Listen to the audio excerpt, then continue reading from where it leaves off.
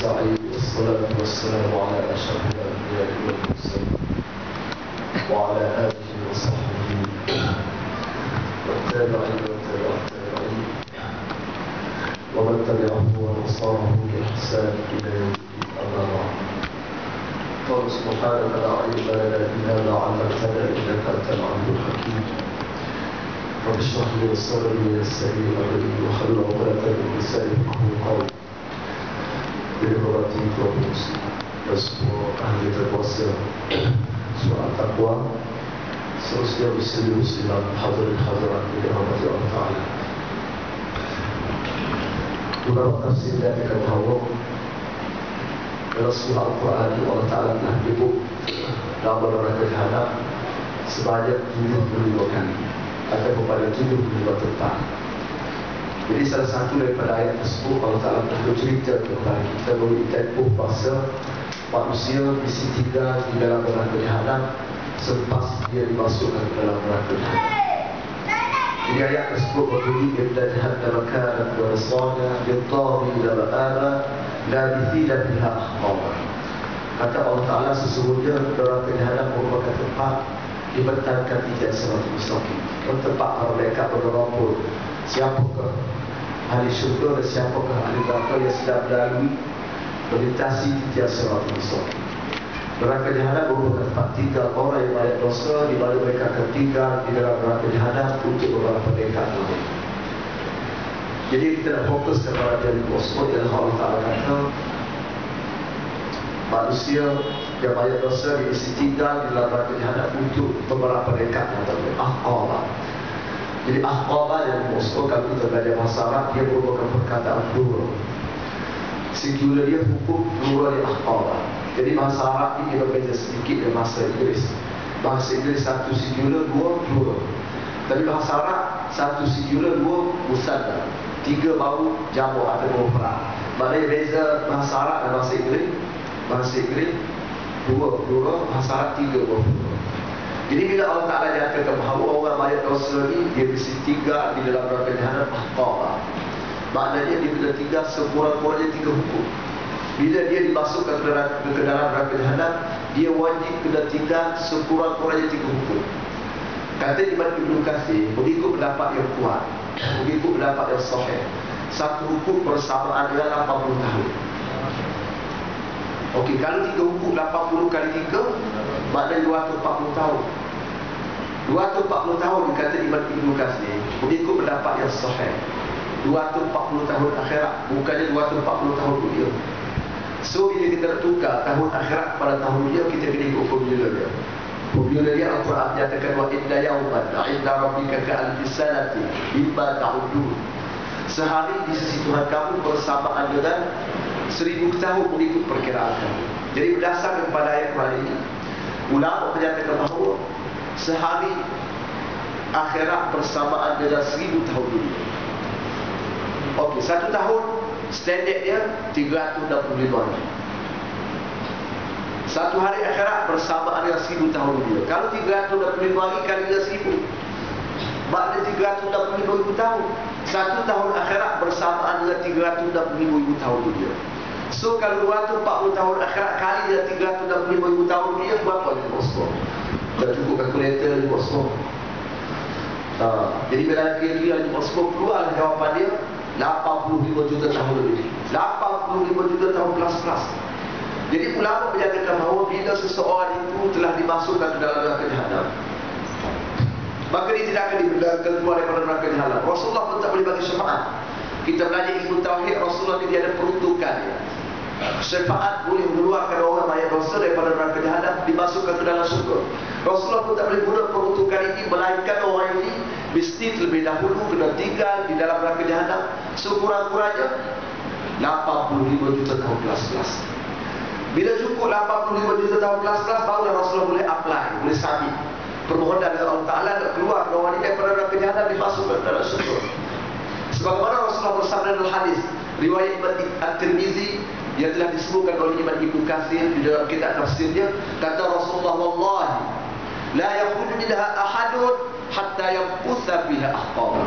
Rasulullah kata demi Allah, bila seseorang itu telah dimasukkan ke dalam neraka jahanam, maka dia tidak akan dibenarkan keluar daripada neraka jahanam, melainkan dia mesti terlebih dahulu kena tinggal di dalam neraka jahanam sekurang-kurangnya 80,000 juta tahun plus. Jadi kata Ibn Al-Tahawi rahimahullah ta'ala dari kitabnya Aqidah Tahawiyah, dia kata Allah Ta'ala dia tak mahu kita umat Nabi Muhammad masuk neraka jahanam. Allah Ta'ala telah sediakan 10 amalan special sebagai benteng pertahanan untuk kita supaya kita tidak masuk neraka jahanam. Dan salah satu amalan tersebut ahli wasbah, salah satu benda special ahli wasbah, Allah Ta'ala telah sediakan untuk kita bulan Ramadan. Jadi Allah Ta'ala peruntukkan bulan Ramadan untuk kita dengan wasufridatis syayatin, dibelenggu syaitan-syaitan. Maknanya kalau kita malam juga buat ibadat bulan puasa ni, itu disebabkan oleh nafsu kita. Sebelum masuk bulan Ramadan kita ada 2 musuh, satu nafsu, satu syaitan. Bila masuk bulan Ramadan, syaitan tidak ada. Dia tak kacau kita dalam puasa. Yang mengganggu kita nafsu kita. Jadi kalau siapa malah lagi tengok benda dalam puasa, bulan Ramadan ini digandakan pahala wajib jadi 70 kali ganda. Yang sunat jadi wajib. Disediakan malam Lailatul Qadar. Jadi semua ini adalah untuk memberi peluang kepada kita umat Nabi Muhammad membebaskan diri kita daripada neraka jahanam. Sebab itulah Rasulullah menyatakan awaluhu rahmat wa awsatuhu maghfirah wa akhiru atqun minan nar. Permulaan Ramadan rahmat, pertengahan Ramadan pengampunan, akhirnya dibebaskan daripada neraka jahanam. Jadi Rasulullah menyatakan dalam satu hadis, Rasulullah kata raghiba aw fi rajul dakhala Ramadan thumma salaqa lam yughfar lah. Sesuatu yang sangat hina, menghindarkan, sesuatu yang sangat malang, sesuatu yang sangat merugikan, kecelakaan bagi mana-mana orang lelaki, dia sempat hidup sebulan dalam bulan Ramadan. Dia tak mati dalam bulan Ramadan, memang full dia boleh hidup. Allah tak bagi peluang kepada dia boleh hidup sebulan bulan Ramadan. Tapi bila berakhirnya bulan Ramadan, dia tak termasuk dalam list, dalam kalangan orang yang mendapat pengampunan daripada Allah Ta'ala. Dia tak termasuk dalam kalangan orang yang dibebaskan daripada neraka jahanam. Inilah pemaliman Nabi Muhammad. Tapi kita tengok masyarakat Malaysia kita ni pelik, tapi benar Nabi Muhammad. Pelik macam mana bulan Ramadan ni, di sini anda tahulah, anda tahu sebab ada latar belakang dia. Bulan Ramadan Nabi Muhammad penuh masjid ni, penuh surau. Segala tempat tu AJK kena sewa kemah lagi. Kalau tak sewa kemah, dah marah pula AJK. Dia kata tak faham jiwa. Betul tak? Bila cukup 1 minggu dah susuk daripada 20 sah, tinggal 15 sah. Kemah dah hantar balik dah. Bila dah masuk pertengahan bulan Ramadan, daripada 20 sah tinggal 10. Bila masuk malam terakhir, malam 21 tinggal 9, malam 22 tinggal 8, 23 tinggal 7. Lama-lama kembali kepada cerita asal. Sebelum puasa ada 3 sah, bila nak raya tinggal 3 sah di puasa. Masya Allah, tabarakallah. Seolah-olah penduduk Malaysia kita ni tak takut pada neraka jahanam. Bila Allah Ta'ala kata akhir Ramadan kamu sediakan malam Lailatul Qadar, tujuannya itqum minan nar, pembebasan daripada neraka jahanam, maka masa itulah masyarakat Malaysia kita tak datang solat tarawih. Sibuk pergi Tesco, pergi Daya Benda. Yang perempuan pula buat macam-macam kuih bunga raya, kuih bulan purnama, macam-macam dari bos. Ya. Tu ada persebaran Datuk Zaidah bercerita kepada anak. Dia kata ustaz, dia kata bila malam 27 Ramadan, kalau kita baca pandangan ulama fiqh, ada satu pendapat daripada Ibn Ahmad bin Hanbal. Ibn Ahmad bin Hanbal berpendapat bahawa malam Lailatul Qadar ialah pada 27 Ramadan berdasar kepada hadis-hadis yang sahih. Memang ada Rasulullah sebut dalam hadis malam Lailatul Qadar 27 Ramadan. Tapi ada lain pula bunyinya. Tapi Ibn Hanbal beristihad dalam satu pendapatnya, beliau menyatakan bahawa malam 27 Ramadan merupakan malam Lailatul Qadar. Jadi oleh kerana negara Arab Saudi bermazhab Ambali, bila masuk malam 27 Ramadan, dia kata Datuk Zainal, dia kata ustaz, dia kata orang solat di Masjid Haram berlimpah sampai kaki bukit. Boleh jadi lebih ramai daripada musim haji. Musim haji 3-4 jam. Malam 27 Ramadan ni Allah Akbar. Dalam 5 jutaan boleh jadi. Jadi makin lama, makin dekat raya, makin penuh masjid. Makin lama, makin penuh masjid. Yang kita pula makin dekat raya, bila Allah kata kami janji kebebasan daripada neraka jahanam, masa itulah makin susu. Masya Allah. Setelah tu dia kata, oh saya ikut surah Rasulullah. Dia buat lapar. Yang lapar tu dia kata dia ikut surah Rasulullah. Dia tak tahu kalau kita baca dalam sejarah, Sejak daripada zaman Sayyidina Umar sampai hari berapa tahun? 1400 tahun lebih dah. Sejak daripada zaman Sayyidina Umar sampai yang ini, tidak ada sebuah kerajaan yang berani merubah solat tarawih di Masjidil Haram 20 jadi 8. Tak ada di Bosco. Dia hebat nak buat 8. Dia kata itu sunnah Rasulullah. Dia tak tahu disebut dalam hadis-hadis yang sahih. Sahabat kata kami lepas kami solat tarawih dengan Rasulullah, kami terpaksa berlari balik ke rumah. Sebab apa? Sebab takut tak sempat nak sahur. Dan kita lapar dia mereka solat tarawih dengan Rasulullah. Yang tu tak mau ikut sunnah Rasulullah pula. Yang panjang tu. Yang lambat tu dah ikut lah. Sebenarnya dia malah di Bosco. Dia solat 8 rakaat ni. Minta maaf lah, bukan kata kat sini. Bila kita cek tengok dia masuk ke dalam mangkok, dia masuk ke dalam sifu, makan tom yam, sambil tengok bola lawan Selangor lawan Kelantan di Bosco. Itu masalah dalam masyarakat kita. Jadi sebab apa kita jadi macam tu di Bosco? Sebab apa kita tak fokus? Sebab kita tak target. Kita kena tiru salafun as-salih. As-salafus salih menggunakan bulan Ramadan ini untuk menghapuskan dosa-dosa yang mereka lakukan pada 11 bulan yang lepas di Bosco. Bulan Ramadan ini merupakan bulan pemutihan, bersihkan semua dosa-dosa, bulan untuk membebaskan diri pada neraka jahanam. Jadi oleh kerana mereka letak target, mereka tak kisah, mereka boleh fokus. Tak supaya 3 juzuk pun tak kisah, 1 juzuk pun tak kisah, 2 juzuk pun tak kisah, tak berkira. Tengok Imam Asy-Syafi'i rahimahullah ta'ala, termasuk dalam golongan as-salaf, salafun as-salih. Imam Syafi'i sebelum masuk Ramadan 30 juzuk Quran baca. Masuk bulan Ramadan 60 juzuk. Sebab apa dia boleh fokus? Sebab dia tak target.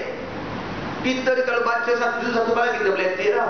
Tak faham jiwa dah esok kerja dia kata, tak faham dia kata. Sebab kita tak target. Kalau kita betul-betul tak target dan bebaskan diri kita daripada neraka jahanam, tak timbul isu masalah lapor tersekira 1 jam tak kisah lagi. Sebab kita tak target, betul tak? Bila selama sebab kita tak target. Jadi musibah dia dalam mata Allah Ta'ala. Kita kena guna kesempatan Ramadan yang datang sekali 1 tahun. Okey, di samping kita selamatkan diri kita daripada neraka jahanam, kita kena bantu orang yang telah meninggal dunia. Islam cukup Nabi berat menjaga orang yang telah meninggal dunia. Kita kena ingat ini Rasulullah bahawa kita masih boleh bantu orang yang mati, orang yang telah mati. Kita masih boleh bantu sebelum daripada berlakunya kiamat. Kita boleh rubah kedudukan mereka. Rasulullah kata neraka jahanam sama ada rawdatun min riyadil jannah atau hufratun min hufaril nar. Neraka jahanam ini sama ada salah satu taman daripada taman-taman syurga ataupun salah satu lubang daripada lubang-lubang neraka. Sebelum daripada berlaku kiamat kita masih berubah. Boleh jadi orang ni dia ahli neraka, duduk dalam lubang neraka, tapi sebab kita sedekahkan pahala jariah, tahlil arwah, Quran, baca-baca dalam Bosco, Allah Ta'ala boleh rubah status kedudukan dia daripada lubang neraka masuk dalam lubang syurga. Sebab itulah kata Ibn Abdullah rahimahullah ta'ala, ada di kalangan manusia, bila Allah Ta'ala cek amalan dia, Allah Ta'ala dapati bahawa dia dibayar dosa daripada pahala. Amalan yang dibuat selama hidup di dunia dia tak mampu untuk melayakkan dia masuk dalam syurga. Lalu Allah Ta'ala azab di dalam kubur. Jadi ada orang dia azab dalam kubur, dipupuk oleh luka laki dalam kubur, dihimpit oleh kubur. Allah Ta'ala buat macam tu kat dia. Sebab apa? Sebab Allah Ta'ala tak mahu dia masuk neraka jahanam.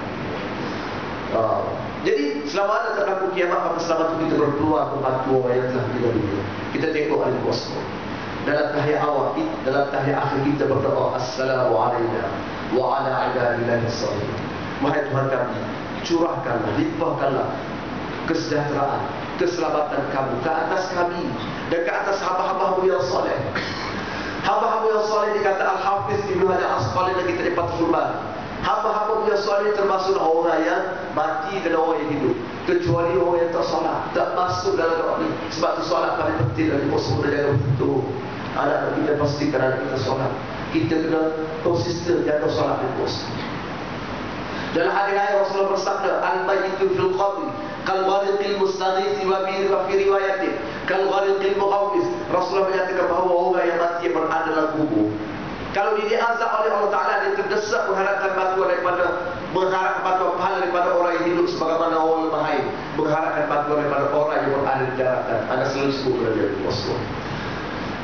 Ada selalu sebut, ada maknanya orang lemah air ini hulu kali bukan kali, hulu mata pedang bukan mata pedang, meluka kakak dia, mencedera kakak dia, tak kisah. Yang pentingnya orang dia selamat. Sebagaimana orang yang lemah air terdesak mengharapkan bantuan daripada orang yang berada di daratan. Hulu kali bukan kali, peluang memudahkan dalam Bosco. Meluka kata-kata pun tak kisah. Maka begitulah orang dalam kubur ahli Bosco, Masya Allah. Kalau dia diazab oleh Allah Ta'ala, dia terdesak. Berharap kapal sikit pun tak boleh, kata terdesak dengan Rasulullah. Jadi muslim-muslimat hadirin hadirat yang dirahmati Allah Ta'ala, siapa boleh garanti dia tak akan diazab dalam kubur? Siapa boleh garanti ibu bapa dia tak akan diazab dalam kubur? Tak ada siapa boleh garanti yang dibawa semua. Rasulullah bersama dalam hadis, Rasulullah kata, la yadkhul jannata ahadukum bi amalihi walakin ma yataqabbalu Allahu minhu.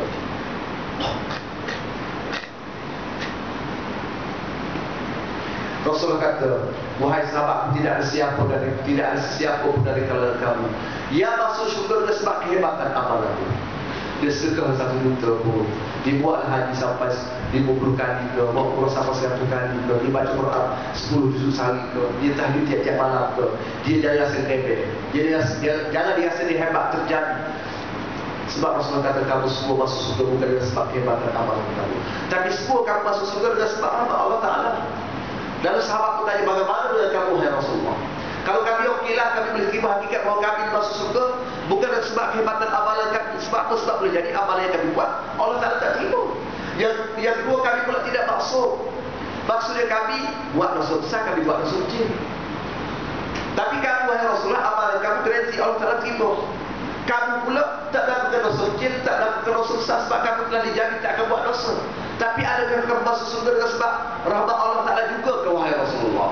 Rasulullah kata, hatta ada aku masuk surga dengan sebab rahmat Allah Ta'ala. Sebab itulah ini Rasulullah. Oleh kerana tak sama boleh garanti ibu bapa dia dalam kubur tak diazab oleh Allah Ta'ala. Sanak saudara dia tak diazab oleh Allah Ta'ala. Siapa-siapa pun tak boleh garanti orang yang telah meninggal dunia tak diazab oleh Allah Ta'ala. Maka kita mesti banyak membantu. Sebab itulah kita buat tahlil arwah, kita buat kedui arwah, kita baca Quran di kubur, kita baca Yasin Maaf, kita hadiahkan pada baca Quran, kita berdoa untuk orang yang telah meninggal dunia. Jadi bulan Ramadan yang mulia dia buat semua. Kita jangan bantu diri kita saja. Yang paling penting kita bantulah ibu bapa kita dalam kubur. Ibu bapa kita, dia tahu semua pergerakan kita di kubur. Imam Ahmad bin Hanbal menyatakan bahawa berikut riwayat-riwayat sahih, ibu bapa kita ni kalau dia ada 10 orang anak, 10 orang anak dia tahu apa perbuatan anaknya. Sebab kalau kita buat dosa, dia buat semua. Kita kena lihat ibu bapa kita dalam kubur. Dia tahu itu keistimewaan Allah Ta'ala kepada kedua ibu bapa, kepada kedua ibu bapa. Dia ada hubungan langsung dengan anak-anak dan ibu bapa. Jadi bulan Ramadan yang ini kita bantu ibu bapa kita dalam kubur. Terbaik kita nak buktikan kita boleh balas budi kedua ibu bapa kita. Kita bebaskan mereka daripada neraka jahanam. Dan cara terbaik, Imam At-Tahawi menyatakan bahawa di antara amalan special terkandung dalam sabda Rasulullah yang berbunyi, idza mata insan inqata amaluhu illa min thalathin, sadaqatin jariyatin aw ilmin yuntafa'u bihi aw waladin salihin yad'ulahu. Jadi ada posmo hadis berlebih. Di benteng seperti kita kena fokus betul, jangan main-main. Kita buat ibadah, kita kena fokus saja posmo. Kita jangan buat puasa saja, kita buat puasa, kita buat jangan. Kita kena konsisten. Sifat orang mukmin dia, orang muttaqi dia konsisten, dia tidak bermusim. Kita ambil contoh bagaimana seorang sahabat Abu Muawiyah bin Muawiyah Al-Muslim. Dia cerita kita kena konsisten kalau kita dapat kelebihan sisi Allah Ta'ala. Al-Hafiz Ibn Hajar Al-Asqalani menyebutkan dari kita di Fathul Bari, seorang sahabat Rasulullah, bernama Muawiyah bin Muawiyah Al-Muslim. Bila Rasulullah ijtihad, ajak sahabat dia pergi berperang di Tabuk, tiba-tiba Muawiyah bin Muawiyah Al-Muslim sakit terdak di bos. Jadi oleh kerana itu dia tak ikut serta bersama-sama Rasulullah berperang di Tabuk. Bila Rasulullah sampai di Tabuk, tiba-tiba sampai berita kepada Rasulullah bahawa Muawiyah bin Muawiyah Al-Muslim mati dah, meninggal dunia. Lalu Rasulullah ajak para sahabatnya buat solat jenazah secara wajib kepada Muawiyah bin Muawiyah Al-Muslim. Jadi di antara dalil boleh kita buat solat wajib kepada jenazah yang berada jauh daripada kita. Sebab Rasulullah telah buat kepada Muawiyah bin Muawiyah Al-Muslim yang pada masa itu berada di Madinah, Rasulullah berada di Tabuk. Bila Rasulullah selesai solat, Rasulullah kata kepada sahabatnya, wahai sahabatku, kamu tahu dah Muawiyah bin Muawiyah Al-Muslim ni telah disolat. Selain daripada kita yang solat, dia telah disolat oleh 70,000 orang para malaikat. Jadi sahabat pun heran. Heran sebab apa? Sebab Muawiyah ni simple. Muawiyah bin Muawiyah Al-Muslim simple, tak ada apa-apa. Tengok dia kata dia kau pesan, tak ada. Tak banyak bersedekah. Dia kata buat ibadah, tak ada. Tak dojol dia. Dia simple, orang biasa. Tapi sebab apa bila dia mati, 70,000 orang mereka solat ke atas jenazah. Rasulullah kata sebab Muawiyah bin Al-Muslim konsisten, fokus, baca doa Allah tiap-tiap hari. Ribu-ribu kali masuk Jaya, masuk Tesco, masuk mana ke Allah dari bosku. Dah pergi pasar-pasar, pergi pasar borong, bawa kereta. Bila free, baca berapa? Kita tengok bola ni bosku free. Tengok Chelsea dah boleh mampu. Tak konsisten, bulan puasa sedekah, bulan tak puasa tak sedekah jalan. Tidak konsisten oleh bosku. Dia di antara penting. Jadi oleh kerana tengok banyak kamu berbuat di tak luar bosku, bantu bosku. Buat sedekah jariah. Sebab Rasulullah menyatakan, sebab ulama kata Rasulullah sebut sedekah jariah dulu, kerana sedekah jariah lah paling sedap untuk dilakukan. Semua mazhab menyatakan bahawa sedekah jariah disampai pahala kepada si mati. Ijma ulama mazhab Syafi'i, Maliki, Hambali, Zahiri, semua ulama kata sedekah jariah disampai pahala kepada si mati. Tapi kalau kita berzikir, kita baca Quran, kita buat tahlil arwah, ada kata sampai, ada kata tak sampai. Kemudian sedekah jariah ni RM100 jariah, RM10 pun jariah, RM1 pun jariah. Jadi orang kaya boleh buat, orang miskin boleh buat.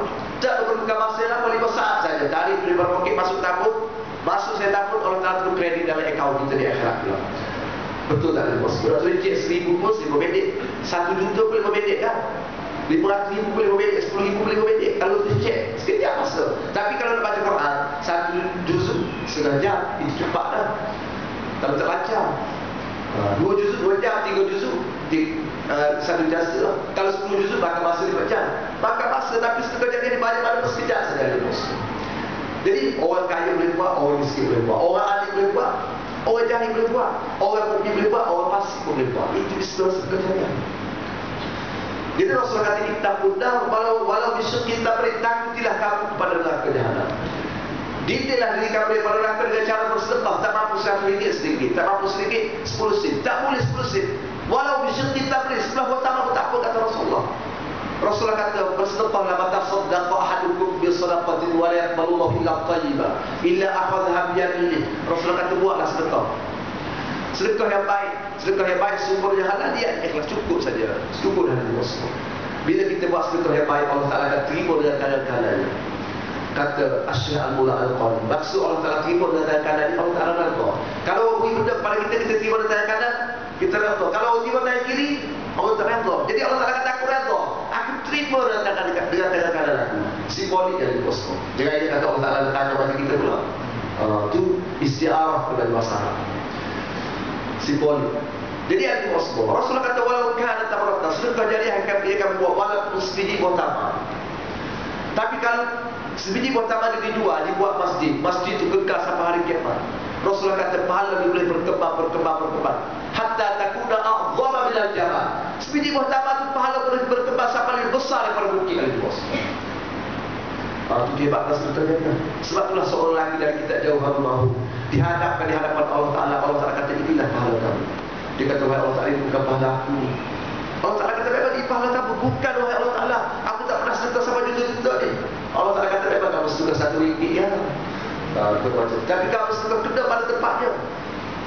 Kamu buat sedekah jariah, tempat yang kamu sedekah tu digunakan masjid, madrasah, sekolah tahfiz sampai hari kiamat. Maka pahala sering itu berkembang jadi juta-juta. Cukup kita kena ingat bila kita nak buat sedekah jariah, kita kena bagi harta yang terbaik. Sebab Al-Quran menyatakan lan tanalul birra hatta tunfiqu mimma tuhibbun. Lan tanalul birra, kata Imam Ibnu Katsir dari kitab tafsirnya, dia kata waqala salaf, berkata ulama salaf, al-birra ay al-jannah, maknanya lan tanalul jannah, kamu tidak akan boleh masuk surga Allah Taala sehingga kamu sanggup sedekah harta yang paling kamu sayang. Paling sayang dan paling mahal lah. Betul tak? Yang paling berharga. Jadi bila turun ayat Quran di sini, Umar pergi jumpa Rasulullah. Masya Allah. Sini Umar dah dapatnya bila syukur kepada Allah Taala. Dia masih takut, dia tak termasuk dalam kalangan orang yang layak masuk surga Allah Taala dalam ayat Quran ini. Bila turun ayat Quran ini, dia cepat-cepat pergi jumpa Rasulullah. Dia kata wahai Rasulullah, Masya Allah Rasulullah, bila aku cek tengok, aku dapati bahawa harta yang paling aku sayang, sumber rezeki aku yang paling bernilai dalam hidup aku ialah sebuah kebun kurma yang berupa hasil harta rampasan perang yang aku peroleh dalam peperangan Khaybar. Inilah kebun kurma yang paling bernilai, yang paling aku sayang wahai Rasulullah. Jadi aku dah infak wahai Rasulullah. Sebab aku takut aku tak boleh masuk surga Allah Taala. Tapi infak yang macam mana wahai Rasulullah? Memang aku dah infak, tapi kamu ajar kepada aku bagaimana infak yang terbaik, sedekah yang terbaik. Lalu Rasulullah kata habisil arda wasabbilis salam. Rasulullah kata kamu wakaf ke kebun kurma kamu. Kamu wakaf kamu jangan bagi pada individu tertentu. Kamu wakaf dulu. Jadi kata Al-Hafiz Ibn Al-Asqalani, Sayyidina Umar, ulama menyatakan bahawa Sayyidina Umar merupakan orang yang mula sekali buat wakaf dalam Islam berdasarkan Rasulullah. Muslimat hadirin hadirat yang dirahmati Allah Taala. Ya udah dulu.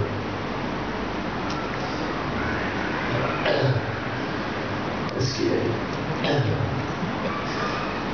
Yang kedua dari Rasul, dia awal tersebut, jadi ada tersebut. Yang kedua, kita dapat dalam kubur kita kena banyak berselawat pada Rasulullah. Jadi anda perlu tak kisah sangat selawat ini. Maksudnya tidak begitu berhati bila ada tu ensiklopedia selawat pada Rasulullah. Oh, kita tahu hebat selawat dari Rasulullah. Sangat hebat. Jadi selawat ensiklopedia selawat pada Rasulullah dia ada petik daripada buku Afdhalus Salawat. Afdhalus Salawat ala Sayyidis Sadat karangan Syekh Yusuf bin Ismail Al-Nabhani. Jadi ada Rasulullah. Jadi Syekh Yusuf Al-Nabhani jadi Rasulullah memang ulama yang hebat. Dia selalu bermimpi jumpa Rasulullah. Banyak kita tengok kita dia berdakwah dia selalu jumpa Rasulullah. Jadi dalam buku dia ada baca di Rasulullah. Ulama dia kata ulama menyatakan bahawa ada 12,000 lafaz selawat pada Rasulullah. 12,000 bentuk selawat dari Rasulullah. Jadi daripada 12,000 itu dia petik, dia ambil 70 yang terbaik. Sebab dia kata Afdhalus Salawat, sebaik-baik selawat. Dia ambil 70 selawat. Dia terbaik dimasuk dalam buku ni. Jadi ada pindah, ada transport masuk ke dalam timur. Tapi ada timur semua dia ada ikhtisar, ada ringkaskan. Jadi bahaya ringkas, sedikit bahaya ringkas. Tapi memang hebat itu Rasul. Di antaranya dia ambil kata-kata Ibnul Arabi, Imam Ibnul Arabi. Di dalam kitab Futuhat Al-Makkiyah, kata Imam Ibnul Arabi, dia kata, jika sekiranya Allah Ta'ala berselawat pada kita sekali saja, maka dia kata kalau diadakan orang ambil pahala, kalau diadakan semua pahala manusia daripada zaman Nabi Adam sampai hari kiamat, dimasuk dalam akaun pahala kita. Dan banding dengan Allah Ta'ala selawat sekali kepada kita, tak cukup ada di Rasul. Cukup hanya sekali Allah Ta'ala selawat pada kita. Kalau betul lah confirm Allah Ta'ala selawat sekali kepada kita, dah cukup untuk kita masuk surga Allah Ta'ala. Sebab itulah Allah Ta'ala menyatakan innallaha wa malaikatahu yusalluna 'alan nabi ya ayyuhalladzina amanu sallu 'alaihi wa sallimu taslima. Sesungguhnya Allah Ta'ala dan para malaikat dia berselawat pada Nabi Muhammad sallallahu alaihi wasallam. Allah Ta'ala tidak ada apa-apa kepentingan dengan Rasulullah. Berselawat takkan kita supaya kita tak mahu selawat pada Rasulullah. Seluruh hidup kita kepada Rasulullah, takkan kita tak mahu berselawat. Ada juga tahu tak, kalau kita berdoa kita tidak guna dengan selawat, doa kita tergantung di antara lain dulu, tak akan sampai kepada Allah Ta'ala. Jadi lafaz selawat dan Nabi Ali Osman dan dapat ijazah daripada Syekh Nuruddin Al-Bajali. Jadi semua kitab isu An-Nabhani ini Syekh Nuruddin dah bagi ijazah kepada anda. Jadi alhamdulillah, jadi Syekh Nuruddin ini semua kitab-kitab ini dia ijazah umumlah dia dah bagi sendiri kepada anda. Masbu'ati wa marwiyati semua zikir-zikir semua dia ijazah kepada anda. Jadi selawat isu An-Nabhani kalau di kitab ni ada di luar dah dapat ijazah daripada anda. Sebab ada dapat ijazah daripada Syekh Nuruddin Al-Bajali. Ada nak cerita selawat yang Allah telah biar cash dari Rasul. Bila ada baca, bila ada tulis, ada tengok. Memang setiap selawat itu tulis dalam klik Rasul. Yang didakwa dia Allah Ta'ala bayar cash. Jadi yang Allah Ta'ala bayar cash. Ada satu selawat tu Masya Allah dari Rasul. Ada satu selawat yang berbunyi Allahumma salli wa sallim wa barik ala sayyidina Muhammad. Adrikni ya Rasulullah. Wahai Tuhan kami, salli, curahkanlah rahmat-Mu. Wasallim, limpahkanlah kesejahteraan kamu. Wabarik, curahkanlah keberkatan kamu kepada Nabi Muhammad. Adrikni ya Rasulullah, tolong aku ya Rasulullah. Yusuf An-Nabhani kata dia pernah sedih, dia pernah ditimpa oleh musibah. Bila dia selawat dia kata sekejap saja Allah Ta'ala lepaskan masalah dia. Dia cerita ulama-ulama dulu. Kalau kita ada masalah dalam hidup dia, kau semua dia selawat. Selawat dari Allah SWT kau semua masalah dalam hidup kita. Kita masuk apa saja urusan kita diberi kalau kita selawat dengan Rasulullah seorang bisnes ke, kita seorang pegawai kerajaan tu, apa saja bidang kita cukuri, apa saja masalah yang kita hadapi, kalau kita banyak bersalawat kepada Rasul, settle itu bosku. Kalau kita dah jadi, kalau kita dapat ilmu lalu ni, dah muasi ilmu hebat-hebat, dah cepat jadi ulama, maka kita kena banyak bersalawat kepada Rasulullah. Dan dalam buku ni dia cerita ni bosku, bagaimana ulama-ulama dulu mimpi jumpa Rasulullah. Bila selawat banyak biasa mimpi jumpa Rasulullah. Kalau ada Rasulullah nak mimpi jumpa Rasulullah, beli buku ni, ahli boleh tengok, pilihlah selawat banyak. Setiap selawat tu didakwa, bila selawat banyak sekian-sekian, mimpi jumpa Rasulullah. Dan selawat tu boleh duduk bersama yang kosong, secara zuhur yang dasar pada Rasulullah. Ini ulama-ulama besar dakwah dia sebut dalam buku di dalam ulama besar yang dakwah pernah jumpa Rasul secara yang kosong. Tanya Rasulullah yang ada dhaif atau sahih, betul tak ada dhaif? Sebab macam tu sekali itu Rasulullah. Kita dah nak macam mana itu ulama-ulama besar. Tapi dia orang selawat bukan sikit, 7,000, 10,000 seharian di Rasulullah. Jadi muslim-muslimat hadirin yang dirahmati Allah Ta'ala, adalah satu akhir, adalah satu selawat yang biasa kita baca. Apa dia? Allahumma salli salatan kamilatan wa salamatan ala sayyidina Muhammad tanhalu bihi al-uqad. Dia baca selawat tahrijiyah. Ibn Al-Qurtubi menyatakan bahawa kalau kita ada masalah besar, kalau kita nak selesai masalah kita ni, kita panggil orang alim, belajar tahfiz, baca selawat 4,444 kali, insya-Allah settle on the spot. Allah Taala bagi cash ada bosku. Sebab disebut ada satu kisah tu, seorang buta. Dia buta, jadi dia dah sembuh penyakit dia dah bagi celek. Dia baca 4,444 kali dalam masa 1 minggu, tidak silap. Celek ada bosku. Jadi kata Imam Al-Qurtubi, disebut dalam buku ni, Imam Al-Qurtubi kata kalau kita ada masalah besar-besar, kita panggil, kita buat satu majlis, kita panggil orang alim, orang yang berkat di bosku. Dia baca selawat pagi-pagi. Jangan suruh seorang baca 4,444. Tengok letih hari bosku. Selawat dia ada terang test panjang. Dia 1 minit dapat 3 kali yang di bosku. Selawat dia pada terpilih daripada. Tapi tak kita je boleh kita amalkan. Kita panggil orang alim, panggil pelajar tahfiz, suruh baca 4,444 kali, insya-Allah Allah Taala akan bayar cash dari bosku. Jadi ada satu buku cukup baik untuk dimiliki oleh bosku. Bacalah buku ini. Bahawa kita ada kesedaran tentang hebat bersama Rasulullah. Jadi kita gunakan selawat di adik bosku untuk bantu membawa kita dalam kubur adik-adik kita, saudara-saudara kita dan semua Islam. Ini adalah Allah Taala sangat besar di bosku. Jadi kita tidak masa telah mencukupi. Jadi setakat itu saja daripada pada malam ini. Cuba ada tunjukkan gambar masjid. Masjid yang ada beda. Dan tak tunjuk gambar, jadi ayat tunjuk gambar pada bosku. Di gambar masjid bersama.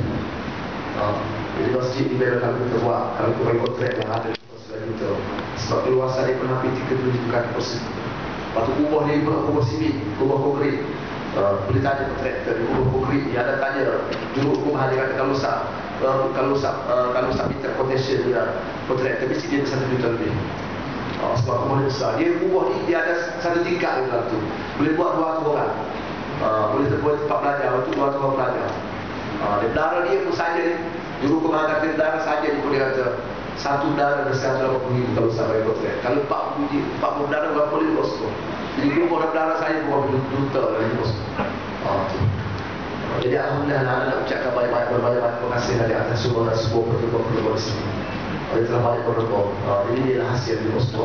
Jadi pasti di 2 tingkat saya guna, jadi kita ada 1 tingkat. Dan finishing kubah dan finishing darah. Darah dia di skater buat hari dia ingat hujung bulan siap lah. Dia hampir siap lah. Jadi setakat ni lah kita buat, jadi lebih tu kita finishing, kita beli lah.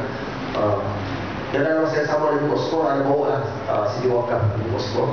Di CD wakaf bawah ni ada gambar, ada tak gambar masjid, gambar buku, gambar asrama pelajar, boleh tengok. Jadi maknanya tengah-tengah kita buat masjid, kita buat buku lagi. Kita buat asrama pada 4 tingkat, kita buat kantin, boleh tengok lah.